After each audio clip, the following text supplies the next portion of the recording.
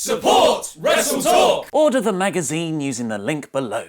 Hello and welcome to the WrestleTalk News. I'm Ollie Davis and happy Bound for Glory weekend, everyone. I totally didn't forget. Your presents just haven't arrived from Amazon yet. TNA Global Force Impact Wrestling's biggest show of the year, their WrestleMania, takes place this Sunday the 5th of November. In an attempt to make the product hot again, Bound for Glory will wisely take place in the passionate wrestling city of Ottawa, Canada, hopefully providing a rapturous crowd for the event. Fueled, of course, by Impact's official beverage and pizzas. The card will see, amongst others, Abyss take on Grado in a Monsters Ball match, Team Moose versus Team Lashley, Rosemary versus Taya Valkyrie in a Red Wedding match, a six-way for the X Division title, and Eli Drake versus Johnny Impact, the former John Morrison in WWE, for the Impact Global Championship. But while Impact is in a much better state than this time last year, that's a relative sentence. Because just days before Bound for Glory 2016, TNA were reportedly hours away from bankruptcy. In comparison, only having company-wide cost-cutting and the release of key stars this year is progress. Following Sports Illustrated's report that Impact was hemorrhaging funds, and the recently fired Jeff Jarrett claiming their parent company Anthem is out of money, the Fight Network's long-running show Live Audio Wrestling, which is also owned by Anthem,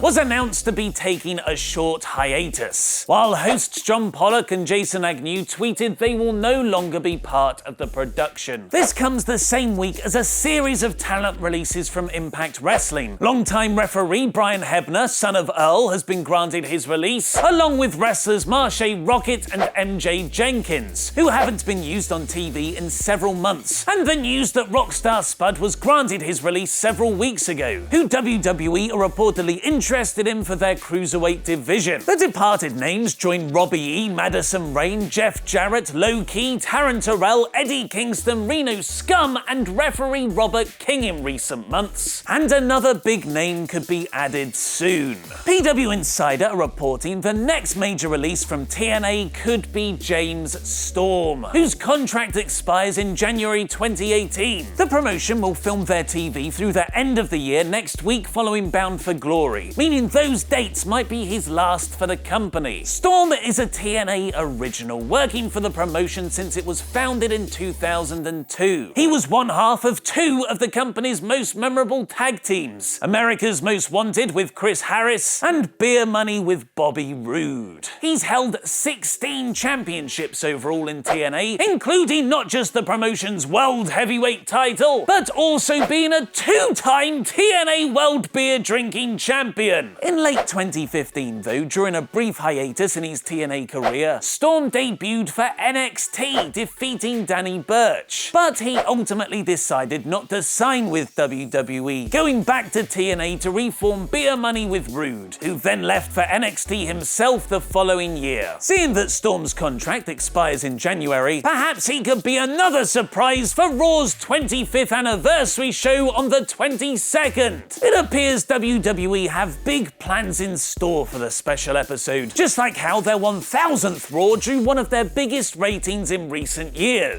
WWE have already announced Kevin Nash and Shawn Michaels for the episode, and have even teased The Undertaker making his first wrestling appearance since his retirement at WrestleMania 33. Hopefully not to set up another retirement match at WrestleMania 34. Local advertising for the show has also leaked a few other Legend returns, listing Bret Hart, Mick Foley, and Ric Flair as making appearances. In fact, WWE's plans are so big, the show will take place over two different venues, at both the Barclays Center and Manhattan Center, WrestleMania 2 style. A big NXT call-up has been revealed, and what major WWE plans have been leaked by a new poster. Click the videos to the left to find out, press subscribe, and support WrestleTalk. Order issue 1 of the WrestleTalk magazine now. I've been Ollie Davis, and that was wrestling.